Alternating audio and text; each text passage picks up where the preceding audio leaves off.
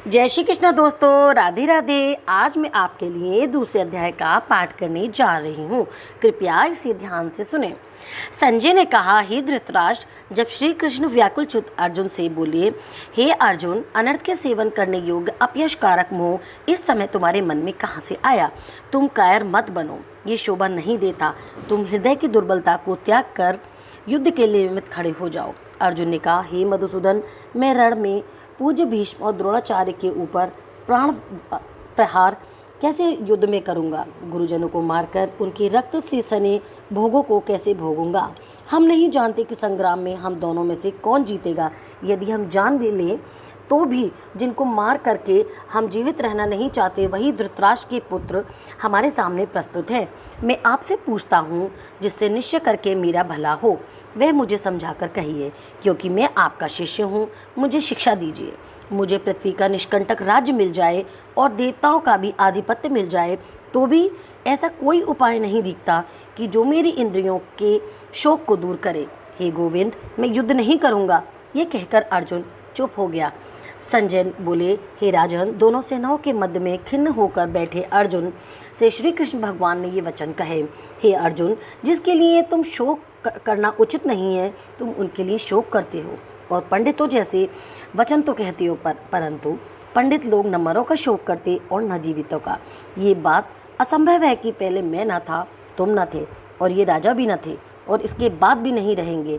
जैसे देहधारियों की इस देह की लड़कपन, जवानी, बुढ़ापा ये अवस्थाएं होती हैं, तैसे ही मृत्यु के बाद दूसरी देह की होती हैं।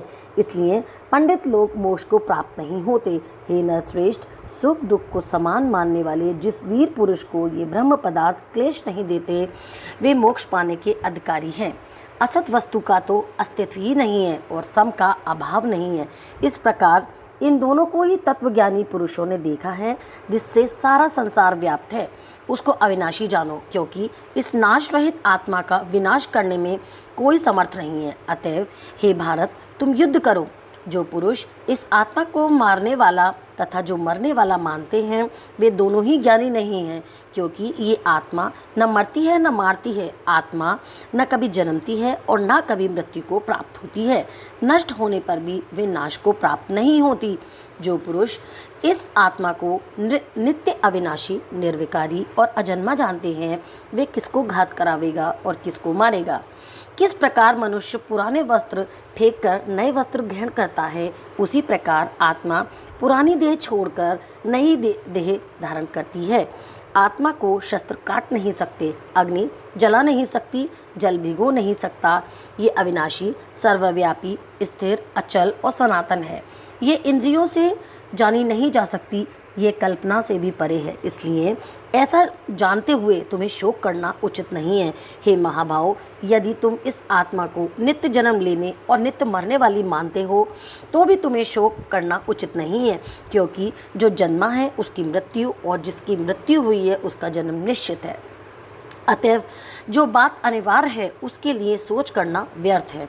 जन्म लेने से पहले कौन क्या था किसी को मालूम नहीं, फिर मरने के पीछे क्या होगा कोई नहीं जानता। ऐसी दशा में किस बात का सोच करना तुमको उचित है? इस कारण सब प्राणियों के विषय में तुमको सोच करना उचित नहीं है। अपने धर्म को भी सोचकर तुमको घबराना उचित नहीं है, क्योंकि क्षत्रिय को धर्मपूर्वक युद्ध से और कुछ भला करने वाला नहीं है। हे पार्थ, बिना कुछ किए स्वर्ग का द्वार रूप ये स्वतः तुमको प्राप्त हुआ है। यदि तुम अपने धर्म के अनुसार इस संग्राम को ना करोगे तो अपनी धर्म और बढ़ाई खो बैठोगे। सब लोग सदा तुम्हारी अपकीर्ति करेंगे और प्रतिष्ठा वाले पुरुषों के लिए अपयश का होना मृत्यु से भी बढ़कर होता है। ये महारथी समझेंगे कि अर्जुन डरकर संग्राम से हट गया और अब तक जो लोग तुम्हारा मान करते थे वे अपयश करने लगेंगे। शत्रु लोग तुम्हारे पराक्रम की निंदा करते हुए अनेक प्रकार के दुर्वचन कहेंगे। इससे बढ़कर दुख तुमको और क्या होगा?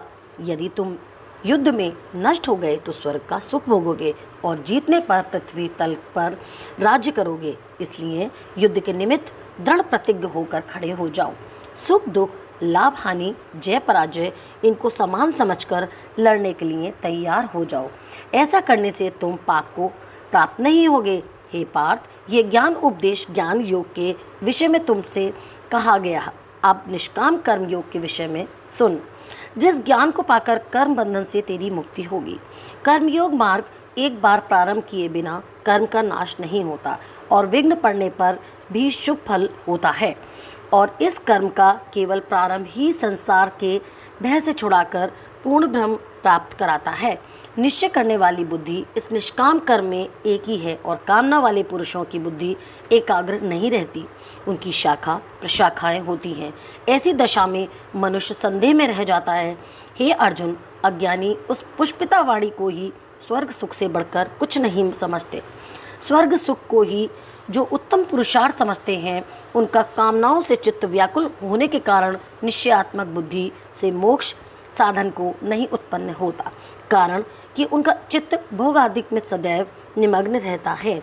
जिन मनुष्यों का चित्त इस प्रकार मोह लिप्त है और जिनकी आसक्ति भोग विलास और ऐश्वर्य में है, ऐसे पुरुषों के अंतकरण में निश्चयात्मक बुद्धि नहीं होती।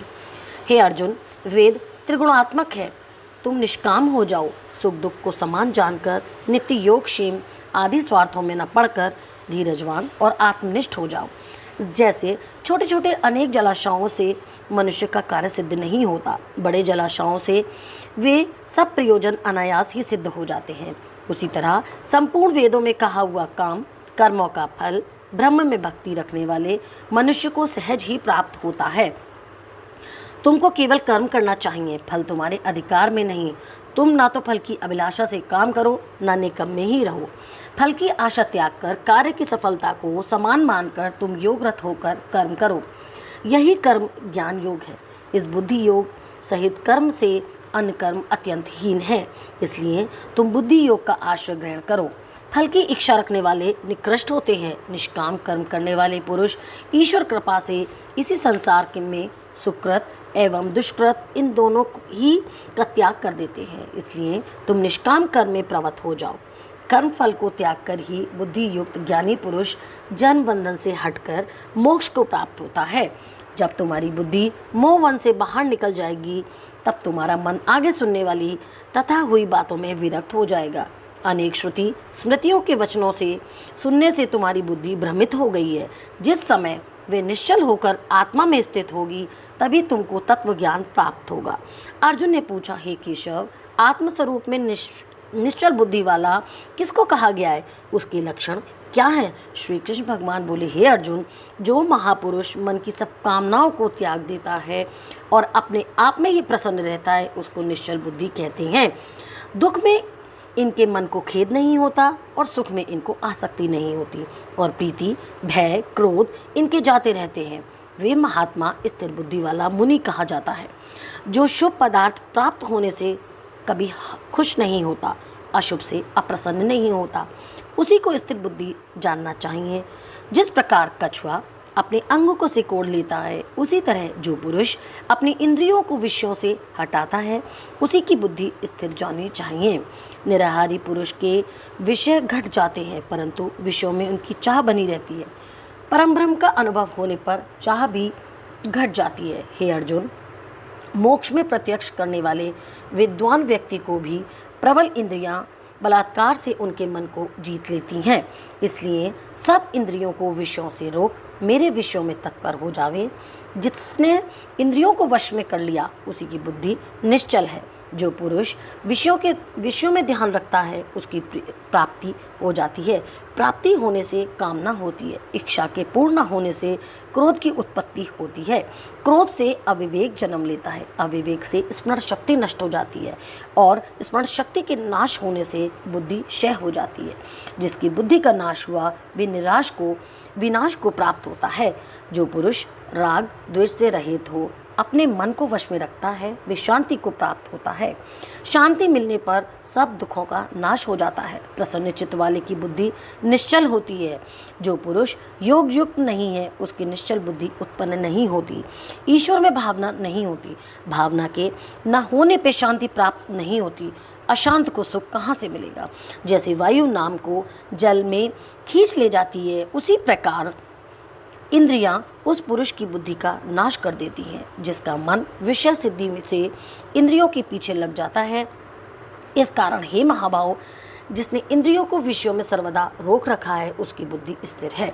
जो सब प्राणियों की रात है उसमें संयमी जागता रहता है, और प्राणी मात्र जिस समय जागते हैं मुनिजनों की वह रात्रि होती है। जल से भरे समुद्र में और नदियों का जल भरने पर भी वे अपनी मर्यादा पर रहते हैं। उसी प्रकार जिस पुरुष में इच्छा के न रहने पर भी सब विषय भोग प्रवेश करते हैं उसी को शांति मिलती है। विषयों की इच्छा करने वाले को शांति नहीं मिलती। जो सब कामनाओं को छोड़कर तथा इच्छा रहित विचरता है और ममता अहंकार जिसमें नहीं है वह शांति को प्राप्त होता है। हे पार्थ, ब्रह्म स्थिति यही है। ऐसी स्थिति मिल जाने पर प्राणी फिर मोह में नहीं फंसता और अंत समय में निर्वाण ब्रह्म को प्राप्त होता है। इति श्रीमद्भागवत गीता सुपनिषद सुब्रह्म विद्या योग शास्त्रे श्री कृष्ण अर्जुन संवादे आत्मसंयम योगो नामक द्वितीय अध्याय संपन्न। बोल कृष्ण भगवान की जय। ओम नमो श्री भगवते वासुदेवाय नमः। दूसरे अध्याय का महत्तम। श्री नारायण जी बोले, हे लक्ष्मी जी, दक्षिण देश में एक पूर्ण नाम का नगर था। वहाँ एक देव सुशर्मा नाम का धनवान रहता था। वे साधु सेवा करता था। जब संत सेवा करते बहुत दिन बीत गए तब एक बाल नामक ब्रह्मचारी आया। उसकी सेवा बहुत करी और विनय करी। हे संत जी, मुझे कृपा करके श्री नारायण जी के पाने का ज्ञान उपदेश करो, जिससे मेरे जीवन का कल्याण और मुक्ति हो जाए। तब ब्रह्मचारी ने कहा, मैं तुझे गीता जी के दूसरे अध्याय का पाठ सुनाता हूँ। उसके सुनने से तेरा कल्याण और मुक्ति होगी। तू श्रवण कर। एक अयाली वन में बकरियां चराता था और वहाँ मैं भजन करता था। एक दिन रात को अयाल बकरियां लेकर घर को चला। मार्ग में एक सिंह बैठा था। एक बकरी सबसे आगे चली आती देखकर शेर भाग गया। तब अयाली ये आश्चर्य देखकर बड़ा चकित हुआ और मैं भी वहाँ खड़ा हुआ देख रहा था। उस चरवाहे ने मुझे कहा, मैंने ये आश्चर्य देखा कि बकरी को देखकर शेर डर के भाग रहा है। आप त्रिकालदर्शी हो, वह वृत्तांत मुझे सुनाओ। संत ने कहा, हे अयाली, मैं तुझे पिछले जन्म की वार्ता सुनाता हूँ। ये बकरी पिछले जन्म में डायन थी। जब इसका पति मर गया तब ये बड़ी डायन हो गई। जिस सुंदर लड़के को देखे खा ले वे। और ये शेर पिछले जन्म में फंदक था। वे पक्षी पकड़ने वन को गया और डायन भी वहाँ वन में गई थी। वहाँ डायन ने इस फंदक को खा लिया। अब वही फंदक शेर हुआ और वह डायन बकरी। शेर को पिछले जन्म की खबर थी, इसलिए बकरी को देखकर शेर ने जाना कि अब भी मुझे वो खाने आई है। तब अयाली ने कहा, मैं पिछले जन्म में कौन था? तब संत जी ने कहा, तू पिछले जन्म में चांडाल था। अयाली ने कहा, हे ब्रह्मचारी जी, ऐसा कोई उपाय भी है जिससे हम तीनों की अधमदेह से छूटे? तब संत जी ने कहा, हम तुम तीनों का उद्धार करते हैं। ये कह संत जी ने गीता जी के अक्षर सुनाए। तब उसी समय आकाश से विमान आए। उन सभी विमानों पर चढ़कर बैकुंठ लोक को गए। सब अधमदेह से छूटकर देवदेह पाकर बैकुंठ को चले। तब श्री नारायण जी ने कहा, हे लक्ष्मी जी, जो मनुष्य श्री गीता जी के ज्ञान को पढ़े, सुने या सुनावे, वे अवश्य ही मुक्ति को प्राप्त होता है। राधे राधे दोस्तों।